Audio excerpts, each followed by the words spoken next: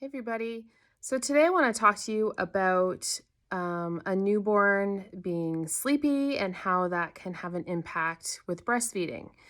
Quite often when a baby is first born, hopefully they will have a first great feed, they'll latch, they'll nurse, and then it's pretty common for them to be sleepy afterwards. Usually mom and baby will have a few hours of sleep. Sometimes it's even longer, and they have no interest in latching for, potentially a few hours to up to 12, and that can be okay. It is still important to encourage them to nurse or bring them skin to skin and try to nurse every 2 to 3 hours. But it's typically not super detrimental if they don't nurse in those first 12 hours or so.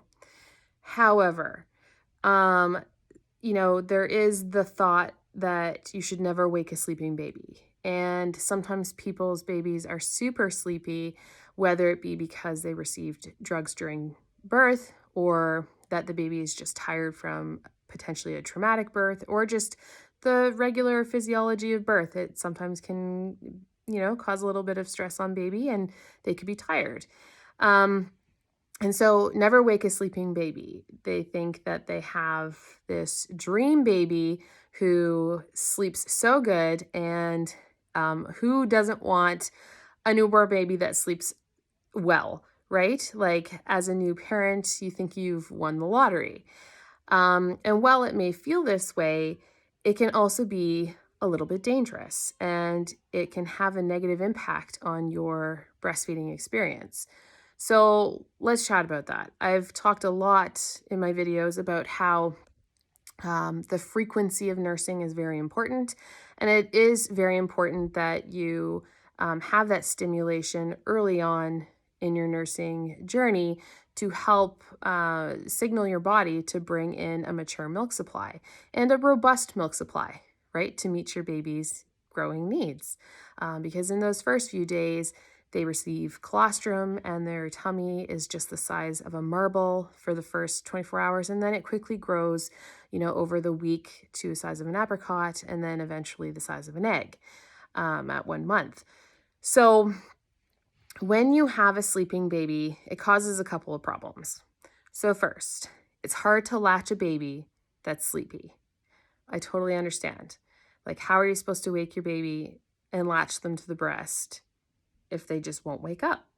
So stay tuned. I am going to try to find a little model to show you how you can wake a sleeping baby. Quite commonly, it's suggested to strip the baby down, get cold cloths, and wake them that way. And while that works for some families, that's not something I typically recommend because it can be a little bit harsh and we don't want to, cause any negative associations with bringing your baby to the breast. But sometimes just undressing them gently or unswaddling them, laying them flat somewhere, bringing them skin to skin. Sometimes those things are enough to wake your baby. But if not, I do have a couple tricks. So stay tuned for those later on. So it is important to bring your baby to the breast every 2 to 3 hours. Okay. If they are sleepy, try those tricks. Now, I'm going to talk about the vicious cycle that sometimes parents find themselves in. A baby who doesn't wake and doesn't nurse becomes lethargic because they aren't getting the calories they need. A lethargic baby is too sleepy to wake to consume the calories. So it's this vicious cycle that is truly hard to break out of. And quite often that's when you find those babies, having orange crystals in their diaper, not having the recommended output of poop and pee. And sometimes they just don't wake up because they're lethargic. And, I want to tread lightly here because quite often in the first few days of breastfeeding is when mothers either supplement and get trapped in the supplementation cycle, or they just give up nursing altogether. And I sympathize. I understand. It can be so tough, and it's hard to measure It's impossible to measure exactly how much your baby is getting. Um, and so I understand that struggle. I do. Um, but I want to offer, some advice and support, so that you don't, that you can overcome that. And then, also we don't want those babies to become dehydrated. No one wants that either. As a first-time mother, that did happen to me with my first son. And I wasn't even really aware. It was day 5 or 6, and he was sleeping a lot, not nursing very well, orange crystals, lack of output, lots of weight loss. And so let's chat about that. Let's chat about supplementing and how a well-fed baby nurses well. Kind of like babies who sleep well when they're older, sleep even better. Like sleep begets sleep, feeding begets feeding. So if your baby isn't latching, isn't actively nursing at the breast, the first thing you need to consider is the baby needs to be fed, right? So I always recommend professional support, because it's very easy for someone who doesn't have the knowledge to just say, well, here's some formula supplement. Like you're not producing enough, your baby's not nursing, here's formula supplement. If that's not something you want to do, and quite often that isn't necessarily needed. So that's why it's important to reach out to knowledgeable support, okay? Because someone like myself who's an IBCLC could watch you nurse. I could teach you how to listen for swallows. We could talk about accurate output. We could talk about stimulation. How long is that baby actively at the breast? How can we encourage that? Is there a reason why the baby isn't latching well or waking to nurse? All of those things. Okay, so the first kind of thing to consider is make sure the baby is fed. And if the baby isn't latching or isn't doing well, then pump, hand express, have support, and you can supplement that baby if it's indicated. Okay, and that's why reaching out again for support is important, because someone like myself could tell you whether or not it truly is indicated.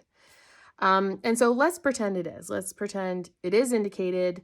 You're on day 3, baby, hasn't pooped for days, isn't waking to nurse, isn't nursing at the breast. That baby needs to be fed. Do you have to give formula in a bottle? No. I always recommend something like a syringe, cup feeding, aid at the breast, even like a lactation aid at the breast. I have a separate video on different ways to supplement, and there are lots of different ways, and there are optimal ways to supplement a baby. So feed the baby. If you are unable to get your hands on breast milk, or you're unable to produce breast milk to pull up in a syringe, then you may choose to use some formula temporarily, and there's nothing wrong with that. The second rule is you need to protect your supply. So once that baby starts being fed and they start to perk up, wake up more, and have more interest in nursing, you want to make sure your supply is there.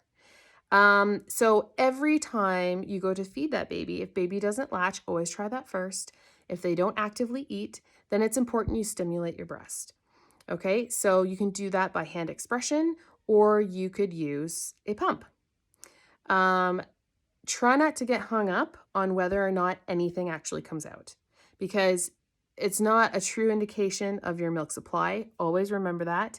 And the reason you're doing it isn't just to collect milk to feed your baby, but it's also to signal your brain that you need to make milk, right? You need the stimulation to make the milk. Okay, so keep those things in mind. Feed the baby, ideally with your breast milk and a supplementation aid or a syringe. And then 2, make sure that you protect your supply, so that when that baby starts waking more frequently to nurse and is interested in latching to the breast, your milk supply will be there for them. Okay, and it'll make the whole transition so much easier. So I hope that helps. I kind of rambled on and on. I hope that makes sense to everybody. And And yeah, I want to reach out to those parents whose babies, they let them sleep. And next thing you know, they're just struggling to get them to the breast. It's because they've potentially become a little lethargic because they haven't been nursing. And it's a vicious cycle that's hard to get out of, but you can get out of it. And I highly recommend you reach out to local lactation support because they can help you navigate that.